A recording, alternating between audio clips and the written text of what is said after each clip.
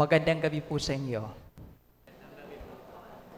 Sa ating pagbasa, inyo pong narinig ang kwento tungkol sa birth ni San Juan Bautista. Alam po ninyo, every time po ito ang reading, feeling ko may personal na mensahe sa akin ang Panginoon. Bakit ko po nasabi to?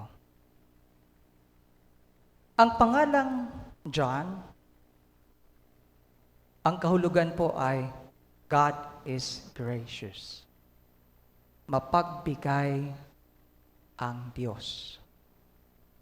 Ang Tagalog po ng John is Juan. Tama po, Juan. Ang Italian po ng John is Giovanni. And that's my name. Di ba? God is gracious. Every time po binabasa ito, parang kinukulit ako ng Diyos eh. God is gracious. I am gracious, I am gracious, I am gracious. Sino po ang John ang pangalan dito? O Giovanni o Juan? Ako si Kislo. John, God is gracious. At ito po ang tema ng ating pagbasa o liturgy ngayong araw, ngayong gabi. Pakiulit po, God is gracious. Maraming salamat po. Ang padsbani na pangalan, screen name ko po iyan. Parang pangalan ni Knox G. Knox G, Father Knox, di ba? Ang pangalan niya ay Knox G. Screen name po niya yan. Ang pangalan po niyang totoo ay Lenenio Cesar. Yan po ang totoo niyang pangalan. So, anyway, going back, God is gracious. Personally, it reminds me that I am an expression of God's graciousness. Of God's graciousness. At itong reminder na ito ay hindi lang naman dahil Giovanni ang pangalan ko. I think itong reminder na ito ay para sa ating lahat. You are, yung katabi mo, expression po siya ng mapagbigay na Panginoon. Mapagbigay na Panginoon. Pakalabit po sa Kanya. Patanong po sa katabi ninyo, grasya ka ba? O disgrasya? O disgrasya? Generally, sabi ko, lahat tayong buhay ay expression ng pagmamahal ng Diyos. Expression ng pagmamahal ng Diyos.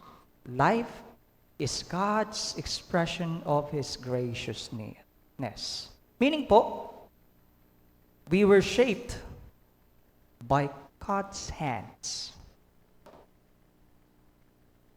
Ang lumikha po sa iyo, sa akin, mga kamay po ng Diyos. Mga kamay po ng Diyos. We belong to God.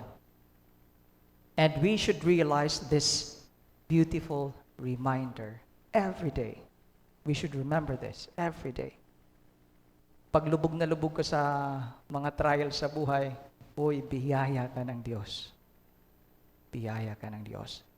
These past days, we heard of stories, mga kwento about God's graciousness. Sino po yung nagsimba kaninang early morning? Diba kaninang early morning, mayroong dalawang kababaihan na umawit, kumanta. Dahil mapagbigay sa kanila ang Diyos.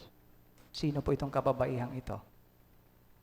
Si Hannah at saka si Mama Mary. Diba? Umawit po sila kanina, expressing their gratefulness and recognizing God's graciousness in their lives. Itong mga kwentong ito, nina Maria, nina Hannah, nina Elizabeth, mga kwento na nagpapaalala sa atin na ang source ng buhay ay ang Panginoon. Ay ang Panginoon. Na siya'y makapangyarihan na siya'y makapangyarihan. At ito'y pinapakita niya sa pamamagitan ng kanyang pagiging mapagbigay. Pagiging mapagbigay. Imagine, from barren wombs, sprouted life. Sadyang makapangyarihan ang Panginoon. Sadyang makapangyarihan. You and I, tayo ay Filipino. Of course, tayo po ay nilikha ng Diyos. Biyaya ng Diyos. Pero ang tanong ay, personal na question ay, ang buhay ko nga ba ngayon, let us ask ourselves, ang buhay ko nga ba ngayon ay talagang biyaya ng Diyos? Am I living life with grace and as grace to others? Gracious, ang root word is grace. Grace. Nitong nagdaang week, bumisita po tayo sa nasa kulungan, tapos mayroon po tayong children's mass. Nagbigay po tayo ng mga goods sa mga nasunugan. May Kris Kringle po tayo na alam kong mahirap po tayo pero mas may nangangailangan na kailangan nating tulungan. We are not only to sing and thank God. Parang hangin po iyan. We are to make it more concrete. That's why we lend a hand sa mga taong nasa kulungan, sa mga taong nangangailangan. At bahagi po kayo dyan. Bahagi po kayo dyan. Yung tig-isang sako niyong asukal, di ba? Sabi nga sa prayer, di ba, may taong mabubusog, may pamilyang mabubusog, may pamilyang sasaya. Mararamdaman nila na ang Panginoon ay talagang mapagbigay. Talagang mapagbigay.